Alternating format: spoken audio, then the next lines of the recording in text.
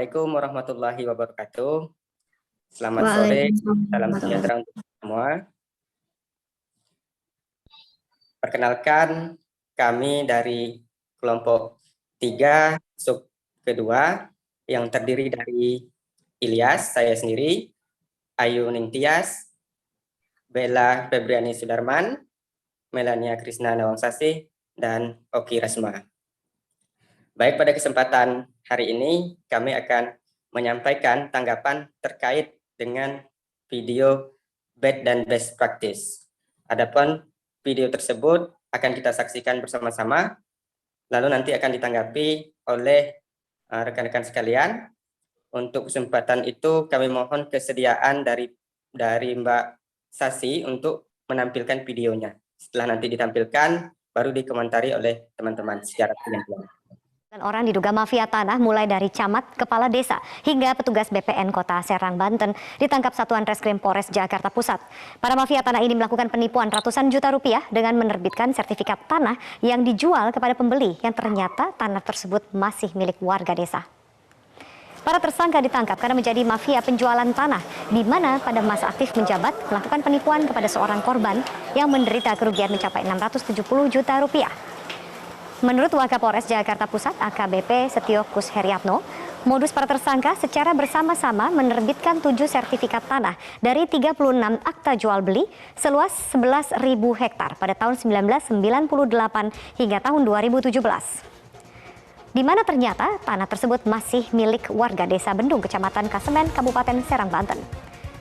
Korban yang kemudian merasa tertipu karena sudah melakukan pembelian melaporkan kasus ini ke Kepolisian Polres Metro Jakarta Pusat. Untuk mempertanggungjawabkan perbuatannya, para tersangka dijerat dengan pasal 378 KUHP tentang penipuan, pasal 266, 264, dan 263 KUHP tentang pemalsuan dokumen dengan ancaman hukuman pidana penjara maksimal 8 tahun. Yang dilakukan tindak pidana cukup lama. Semasa yang bersangkutan menjabat Kades, yaitu dari tahun 1998 sampai dengan 2017, jadi cukup lama, 19 tahun beliau ini menjabat. Kenapa ini menjadi masalah? Karena saudara pelapor setelah diberikan 7 sertifikat tersebut, ketika akan melakukan pengecekan terhadap lokasi dari ke-7 sertifikat itu, ternyata tanah yang tercatat dalam sertifikat itu adalah milik warga desa.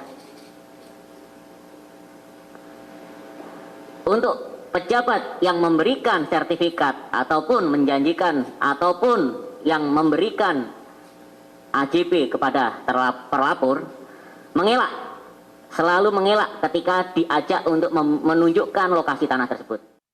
Baik, terima kasih kepada Mbak Sasi atas cuplikan video yang ditampilkan. Untuk selanjutnya, tanggapan dari Mbak Oki Rasma kepada Mbak Oki, dipersilakan. Baik, terima kasih atas kesempatannya. Berdasarkan video yang ditampilkan tersebut, pegawai yang terlibat dalam kasus mafia tanah jelas melanggar manajemen ASN yang pengelolaannya harusnya menghasilkan ASN yang profesional, beretika, dan memiliki nilai dasar yang baik. Keterlibatan dalam perbuatan tercela tersebut menggambarkan ASN yang tidak profesional, tidak beretika, serta melanggar nilai integritas. Nah, sekian komentar dari saya. Baik, terima kasih Mbak Oki. Untuk selanjutnya dipersilakan kepada Mbak Sasi untuk menanggapi. Baik, terima kasih atas waktunya Mas Ilyas. Kalau menurut pendapat saya, kalau kita lihat kasus tadi, pelaku kasus mafia tanah tadi kan ada yang pegawai ASN. Jadi menurut saya perbuatannya itu tidak sesuai dengan prinsip integritas dan etika profesi pegawai ASN. Karena sebagai ASN, seharusnya kita menggunakan wewenang kita untuk melayani masyarakat sesuai jabatan kita, bukannya malah menyalahgunakannya untuk keuntungan diri sendiri dan orang lain sampai merugikan masyarakat. Terima kasih. Baik, terima kasih Mbak Sasi. Kemudian tanggapan dari Mbak Ayu. Kalau menurut saya sih sebenarnya mereka itu udah melanggar kode etik dan kode perilaku sebagai seorang ASN ya Mas. Dia juga sudah menyelewengkan kewenangan, tidak mematuhi aturan, dan yang terakhir itu mereka sudah melakukan praktik yang tidak di luar konteks sebagai seorang pelayan masyarakat. Ya. Baik, itu saja Mbak Ayu. Ya, Mas. Ya, terima kasih Mbak Ayu. Kemudian kita lanjut ke Mbak Bella. Silakan Mbak Bella tanggapannya. Baik, terima kasih Mas Ilyas untuk waktunya. Nah, kalau menurut saya berdasarkan dari video yang terkait kasus mafia tanah ini, yang merupakan pelakunya juga aparatur sipil negara, melihat dari kasus ini, ASN ini telah merusak nilai dan citra ASN sebagai pelaksana kebijakan publik, pelayan publik, dan pemersatu bangsa dan negara. Seharusnya sebagai ASN, harus menunjukkan sikap yang baik dan harus membantu masyarakat, bukan malah menipu masyarakat. Perilaku yang dilakukan ASN ini merupakan contoh buruk dari salah satunya manajemen ASN yang kita pelajari kemarin. Itu sih Mas Ilyas, sekian.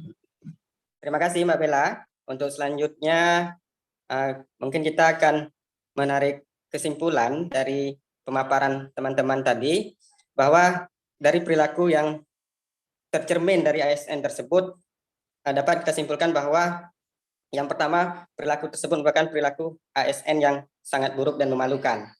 Nah, yang kedua, ASN yang tersebut melanggar profesinya. Dan yang ketiga, ASN tersebut tidak melaksanakan tugas sesuai dengan peraturan perundang-undangan yang berlaku.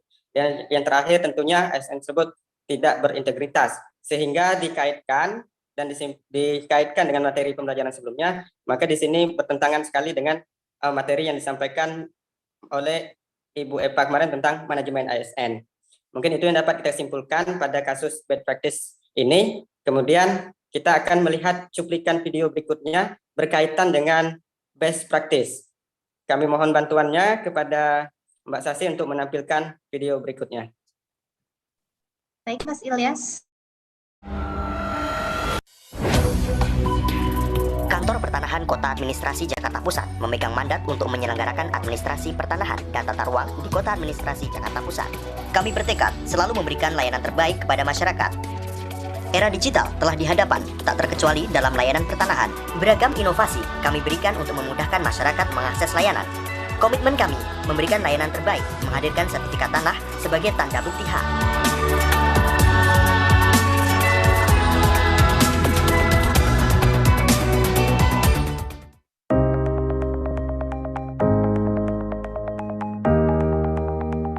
Dalam hal pelayanan di BPN Jakarta Pusat ini, saya mengurus Roya, yang saya pikir tadinya saya pikir ribet gitu, karena saya baru pertama kali. Nggak taunya setelah saya urus Roya ini prosesnya cepat. Alhamdulillah seluruh pegawai di sini pelayanannya baik. Saya nggak buat-buat ini. Harapan kedepannya ya dipertahankan dan kalau perlu ditingkatkan lagi. Sekarang saya dan kakak saya sudah mempunyai sertifikat dengan nama masing-masing. Ini berkat program pemerintah PTSL tahun 2017, saya mengikutinya. Dan alhamdulillah dengan program ini cita-cita saya terwujud dengan saya membuka usaha kos-kosan. Terima kasih saya ucapkan pada Kementerian ATR BPN yang sudah membantu proses dari awal saya membuat sertifikat ini, terutama PTSL Kemayoran, Jakarta Pusat.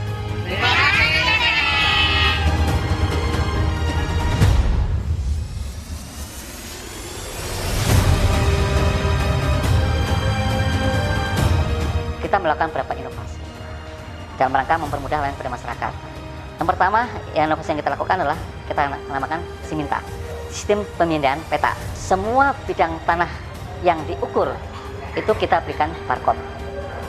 Barcode kita scan, kemudian akan memunculkan informasi.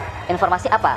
Informasi yang sudah ada sekarang, informasi letak bidang tanah. Tanpa masyarakat harus ke lokasi, kita tahu posisi bidang tanah ada di mana. Kemudian kita padukan ada citra, sehingga existingnya pun akan ketahui secara pasti. Dalam rangka untuk menangani pengaduan, kita sudah membuat aplikasi yang kita namakan Sipengki, sistem pengaduan online. Jadi di loket itu ada barcode yang bisa di-scan, kemudian akan memunculkan apa yang jadi keluhan masyarakat. Silakan tulis di situ. Apakah terkait dengan layanan, apa terkait dengan sumber daya manusia, apapun informasi yang itu, dan itu real time langsung terinformasikan ke kita melalui WhatsApp. Dan langsung kita tanggapi. Jakarta Pusat mempunyai visi dan misi khususnya ingin menjadikan kantor Pertana adalah kantor yang modern, profesional, bebas korupsi, dan birokrasi bersih pelayan. Baik, terima kasih Mbak Sasi. Untuk selanjutnya, tanggapan dari Mbak Oki terkait video cuplikan tersebut. Silakan Mbak Oki. Ya, baik, terima kasih Mas Ilyas. Berdasarkan video tadi, video best practice tadi, komentar saya adalah pelayanan dilakukan oleh pegawai BPN Jakarta Pusat mencerminkan tingkat keberhasilan manajemen ASN yang baik serta mengimplementasikan sikap pegawai profesional yang memiliki karakter pelayan masyarakat berlandaskan core values ASN, di mana telah melakukan pelayanan dengan memahami kebutuhan masyarakat serta melakukan pelayanan yang terbaik, sehingga tercapainya kepuasan penerima layanan yang dibuktikan dengan testimoni masyarakat tadi. Lalu terkait aplikasi Siminta dan Sipengki merupakan cerminan dari transformasi digital, di mana merubah pola kerja manual menjadi digital lewat sistem yang berbasis online. Pengoperasian aplikasi Siminta dan Sipengki oleh pegawai BPN tersebut menggambarkan pegawai ASN dengan kategori Smart ASN. Sekian Mas Ilyas. Baik, terima kasih Mbak Oki. Selanjutnya kepada Mbak Sasi dipersilakan untuk tanggapannya. Baik, terima kasih atas waktunya Mas Ilyas. Untuk pendapat saya terkait inovasi layanan digital dan sistem pengaduan digital yang dibuat oleh Kantah Jakarta Pusat, itu menurut saya merupakan contoh yang baik ya Mas, karena untuk mendukung smart governance di ATR BPN sendiri karena memanfaatkan digitalisasi. Kemudian menurut saya ini juga sesuai dengan smart ASN karena otomatis pegawai ATR BPN khususnya di Kantah Kota Jakarta Pusat ini kan harus bisa mengoperasikan IT-nya sebelum bisa menyosialisasikan kepada masyarakat sehingga nantinya pelayanannya pun semakin maksimal. Sekian dari saya Mas, terima kasih. Terima kasih Mbak Sasi. Kemudian dipersilakan kepada Mbak Ayu untuk menyampaikan tanggapannya. Baik, terima kasih. Kalau menurut saya sih, Kantah Jakarta Pusat tuh sudah melakukan yang namanya transformasi digital. Mereka sudah berani mencoba mengembangkan inovasi baru yang pastinya bisa mempermudah gitu. Mereka dalam hal memberikan pelayanan kepada masyarakat. Kemudian dalam penerapan nilai-nilai berakhlaknya pun juga sudah pas diterapkan sehingga kepuasan masyarakat pun pastinya akan terus meningkat. Baik, terima kasih Mbak Ayu. Selanjutnya kepada Mbak Bella, dipersilakan. Baik, terima kasih Mas Ilyas. Menurut saya berdasarkan video yang terkait yang barusan, itu video tersebut menampilkan bahwa Kantah Jakarta Pusat ini telah beradaptasi dengan teknologi, yang dimana merupakan salah satu nilai Smart ASN, yaitu salah satunya kita harus menguasai IT. Yang dimana di sini juga termasuk ke dalam digital skill, yaitu adalah kemampuan individu dalam mengetahui, memahami, dan menggunakan perangkat keras dan perangkat lunak, serta sistem operasi digital dalam kehidupan sehari-hari. Jadi di sini sih jadi suatu contoh yang baik untuk kantah-kantah lain maupun kantah-kantah di daerah lain untuk dapat mengikuti kantor Jakarta Pusat ini. Terima kasih Mas Ilyas. Baik, terima kasih kembali Mbak Bella. Kemudian kita masuk pada kesimpulan terkait best practice ini. Untuk itu, adapun kaitan daripada materi yang disampaikan adalah inovasi dan transformasi digital yang dilaksanakan oleh kantor pertanahan di Jakarta Pusat. Nah, oleh sebab itu transformasi itu melalui Siminta dan Sipengki. Nah, selain digitalisasi yang sangat modern, dituntut juga kemampuan daripada SDM unggul yang merujuk kepada Smart ASN. Nah, selain itu harapan kita ke depan tidak hanya kantor-kantor yang berada di kota-kota besar saja yang bisa menerapkan teknologi yang seperti itu. Harapan ke depan juga kepada kantor-kantor yang lain, yang termasuk kantor-kantor yang berada di pelosok-pelosok kabupaten kota. Mungkin itu saja harapan dan kesimpulan kita pada kesempatan ini. Terima kasih Kementerian ATR BPN melayani Profesional.